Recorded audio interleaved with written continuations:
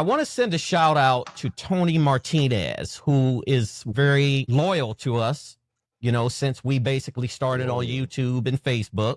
So, Tony, what's going on? We hope you're on and listening to us, because we're going to be talking about a subject that, interests you. I want to talk a little bit about the best defensive player of all time in the NFL. I'm not talking about the last 20 years. I'm talking about more so the last 50 years plus of the best defender ever to put on a uniform and go onto that field in the history of the NFL. So I'm going to have Isaah and I'm going to have Najee chime in on who they think is the best defensive player of this particular, I would say, generation and past generations before this, because one thing I will say is we have a lot of people we could mention, but there's only one great all-time defender, in my opinion, that exists. And then you have all of the rest fall right up under him.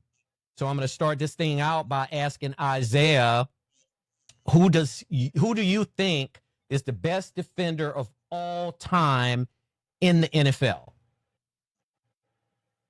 LT with the jingly earring with an L and a T on it.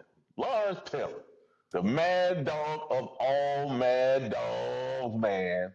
The lion, the wolf, the panther, the elephant. He was it all. He was all. He was everything, man. The man could rush. He can freaking form tackle you. He can drop in the pass coverage. He can also intercept the ball. I seen him do it. I seen him hit, boom, pick six. I seen him do it all. I seen him read coverages. I seen him injure people and take them out for the rest of their careers too. He didn't try to do it, but it happened. But man, he is the best. I've seen him play for many, many seasons. I don't remember him being injured that much. I don't remember him complaining that much. Never. But I seen him be a nuisance for an offense, man, for an offensive coordinator, for a quarterback. He was an absolute monster on that. He was a terror. And listen, man, everybody had to be peeking around this way, looking around this way. Where's LT? Is he lining up on this side? Where in the hell is LT? Because he's coming. The man was coming, man, and he was coming with it all. I remember him saying this. He said, man, he worked so hard. He wanted to see how much his body can tolerate. I say, what? That means he got it in practice. So when he got inside of a game, he wasn't fatigued or putting his hand all on his hip and say, oh, man, I'm tired. I need to come out. Nah, that dude was coming with it all, bro. And I've seen it for many years. And then of his whole Hall of Fame inductee, to see him describe his career is absolutely outrageous to see a man play that many years at a high level like that. Man, I just enjoyed watching him. I've seen some other ones now, but they wasn't LT. They wasn't LT. I seen the Ray Lewises. I seen the Zach Thompsons. I seen a lot of the Hard and Dick Buckers and Deacon Jones, but they wasn't LT. They was not LT, man. So the number one guy is LT. Yeah, you know what? I'll coattail on what you just summed up everything. I can't really say much more because you've all summed it up in a nutshell, Isaah. You put it to everything down to a science of Lawrence Taylor and his contributions to the NFL. He reinvented the position itself. So one thing I could say about LT, I never saw him get tired. Honestly, and I've seen him play quite often, during my time of coming along. I've never seen him get tired. I've never seen him not rush that passer technically 100% every single play. So, Najee, tell me this, Najee. In your opinion, who is your all-time defensive player in the NFL history? Without a doubt. I can't say that Isaah was wrong, but I'm a Baltimore Ravens fan, so I'm probably gonna be biased and say Ray Lewis. At least I was actually able to see Ray Lewis play a lot of his career. I really didn't get to see Lawrence Taylor anyway. The way how he said he was dogging people out, just by his pure dominance of being on the field. I've never really seen him play. But Ray Lewis, I seen him play plenty of games, and everything was impressive about him. As soon as he touched the field, it seems like everybody was always looking for him because they was not trying to get hit by him. That's a well-stated point. You know, I agree with you believing that Ray Lewis is actually one of the best defensive players in the history. The difference that I saw when I saw both players play, Lawrence Taylor played in a different alignment of defense. So technically, Lawrence Taylor was a rushing linebacker. Ray Lewis was a stand-up linebacker in a different defensive alignment where he very rarely rushed the passer other than blitzing. You know, he would blitz and he would go straight in there on quarterbacks. But as far as just being overall talented from the level that Isaiah just discussed, that Lawrence Taylor could do literally anything on defense. Lawrence Taylor was the type of guy that there was no offensive tackle that could block him. I didn't know of any offensive tackle in the NFL during his 13 seasons of playing that could block him straight up, because either they got bull rushed and pushed back into the quarterback, or either they just got knocked over and he just went in there, or he got up under him and he was able to go around in a hook type of method, you know, that a lot of defenders use. You go low, you hook them, and you go right on around, and before he know it, you're already around him and you got the quarterback on the ground. He would swim past him, DC. Or he'd swim right past you. He'd swim right past you. Yes. He'd get in there on that quarterback. Now, on the flip side of that, Lawrence Taylor was reading quarterbacks. I mean, he literally never took his eyes off the quarterback, even though he was rushing from that edge.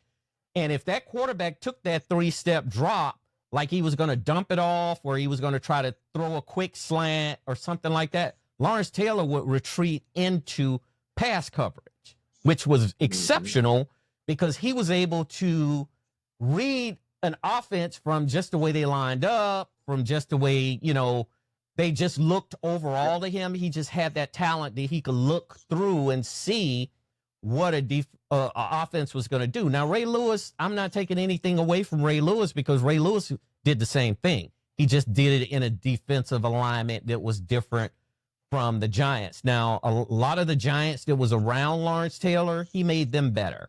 I'm going to just say that. He made everybody on that blue defense, which they call it true blue defense, better.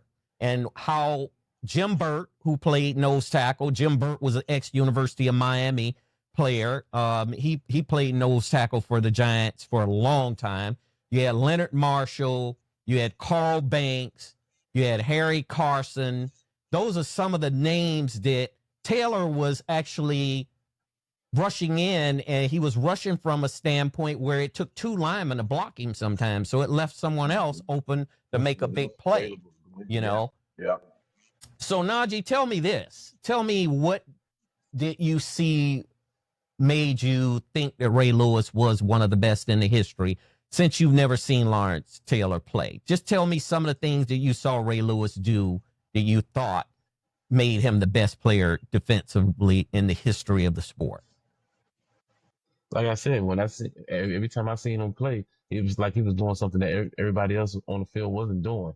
Like if I'll watch the Dolphins play, I'll watch the Patriots play, I'll watch the Chargers play, I'll watch the Colts play, and I'm like, bro, like he's the only one that seems like he can strike fear in anybody. Like it didn't really matter at all. Right? Like if you try to box him out, he's gonna blow right past. He's gonna just out muscle anybody that's on the field. And then if he hits you, like you really getting dogged out. I've seen some people get hit and they just like they get toyed around like they're not even a grown man. That's one thing that I really do like in football. Like you got grown men on the field and you got a dude that's so strong. Like when Derrick Henry, when he stiff arms people and they just fly off the field, and like if it's a child, I love that. I love that, man. Like, bro, another man just get rag dogged is crazy. I'll just say this once again. Yeah. I'll say this once again. It's nothing like taking another grown man and forcing him backwards or sideways against his will. That's the ultimate right so there. If funny you're to taking me. another grown man and you're controlling him, and he's putting every resistance up he could put up, that to me is fascinating. Now, I'll tell you one thing about Lawrence Taylor that I believe that made him the best defender in the history. He was a hell of a tackler too. I mean, if you've seen him, and he went back into pass coverage, and a receiver, whether it was a tight end or a wide receiver or any one of those type of players caught the ball, they were going to get laid out, man. They were going to get laid out.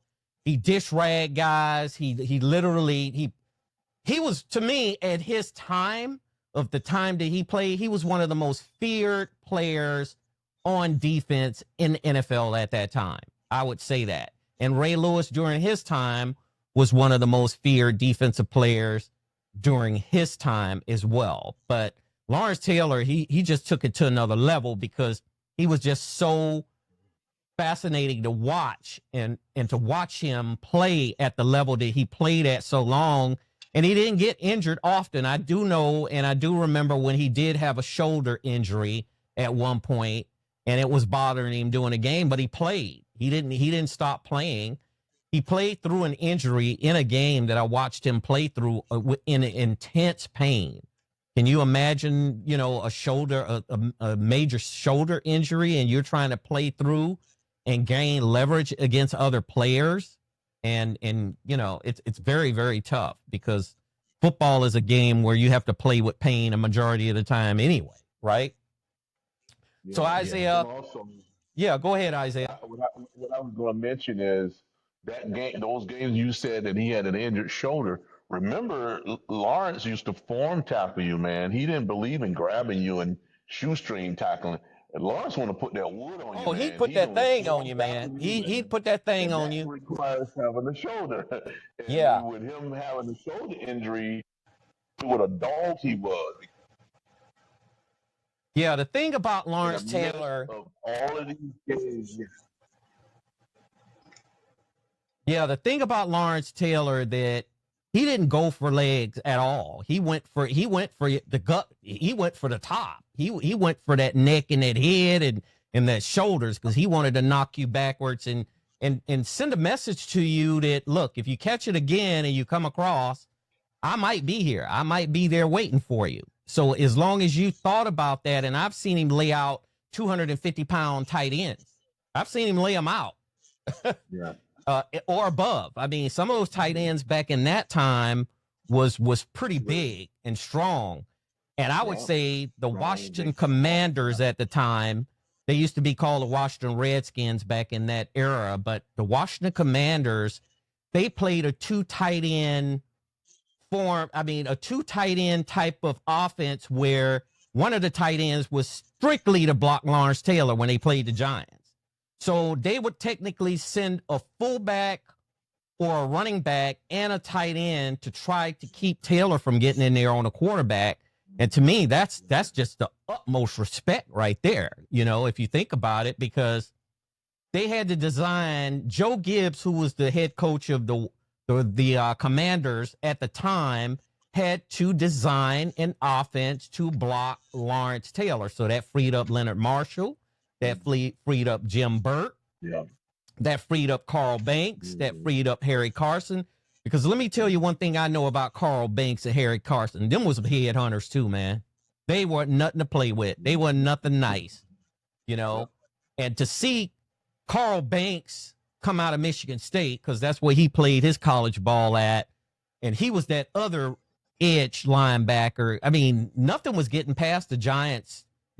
Basically the first line of defense. This was basically nothing was going to get past them. Either the quarterback was going to end up on the ground, or the running back was going to be stuffed at the line or in the backfield. So that's why I was saying that Lawrence Taylor, by far, to me, is the best defensive player in the history of the game, because they reinvented the linebacker position, and offenses had to really adjust to his presence, because if they didn't, it was just going to be one of them situations where either your quarterback was going to end up on the ground over 90% of the time before he could even get the pass off, and those were just the realities of when Lawrence Taylor played, you know. And just to add to that, if you think about his defense, Isaiah, who would you rank as the number one defense between the Giants and the Chicago Bears? That 85 Bears team, that 46 defense, and then you had that team from the Giants that won the Super Bowl against the Buffalo Bills. Would you say that defense was better? Well, it's sure tight, man. I can't pick. It's like a draw right there, man. They just both of them had a balanced team. Both of them had really talented linebackers and DBs, and you know, the interior line. When you start thinking about William Refrigerator Perry was on that team, man, and they just really had a solid defense as well. So I can't even choose right there, man. It's difficult to choose which team was the best because they just had it all. And that's why, you know, they went undefeated with Chicago. And then, of course, you know, the Dolphins finally stopped them from being undefeated one year. But, man, it's just to watch those teams that was that good during those 80s, man. I don't know why in the world that some of these defense don't kind of copy it, those same form of players. I mean, the way they design their defense and the way they stunt, the way they, you know, would attack the quarterback when they would lay off the run linebacker like as if they would drop out in the coverage and then all of a sudden they'll stun in. Those defense was really sophisticated, man, and that's why they had the linebackers was like a really, you know, vicious weapon because they were disguise so much stuff like as if they're not going to even rush the quarterback. And next thing you know, boom, there's an opening where that linebacker stun in there and drill the quarterback. So it's difficult to pick any one of those teams, man. They were both great. I agree. And then you look at that Bears 46 defense, man, they were unstoppable during 1985. The only team to bring them to their knees and stop them was the Miami Dolphins. The Miami Dolphins basically strategized their offense around that three-step. Well, Dan Marino was in the shotgun all night. So Dan Marino at that time had one of the quickest releases of any quarterback in the NFL at that time. Once they hiked it to him, it was out. The ball was gone.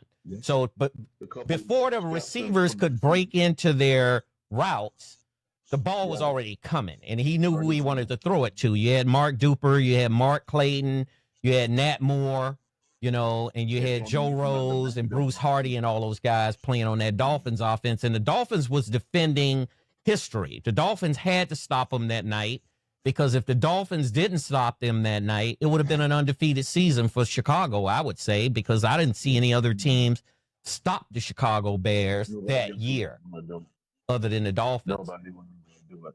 And that was something where it's going to went in the history books, too, for the Dolphins to stop that. And it was up to them to control this thing because it was actually protecting their own 1972 undefeated season that year. So it was amazing for the Dolphins and Don Shula and the rest of the gang down there to get that win that night. I think it was on a Monday night as well. It was a Monday night. It was a Monday night. Yeah. Yep. And it was a Monday night at the Orange Bowl. I mean, and there was no place like the Orange Bowl. I've been to the Orange Bowl. I used to go to the Orange Bowl with Isaiah and you know, his brothers and stuff. And man, we would have the best time of our life watching high school football in the Orange Bowl. So that was a big deal to us. And that Orange Bowl had a certain aura about it that other teams that came in there, it was like, you know, those bleachers and people get to stomping on those bleachers and everything and get riled up. And it just fired the University of Miami up. It fired the Dolphins up, and it fired those high school teams up who played in the Orange Bowl. So Najee, I have another question for you. As far as linebackers go, with you mentioning Ray Lewis, who would be your next linebacker who you would say right behind Ray Lewis?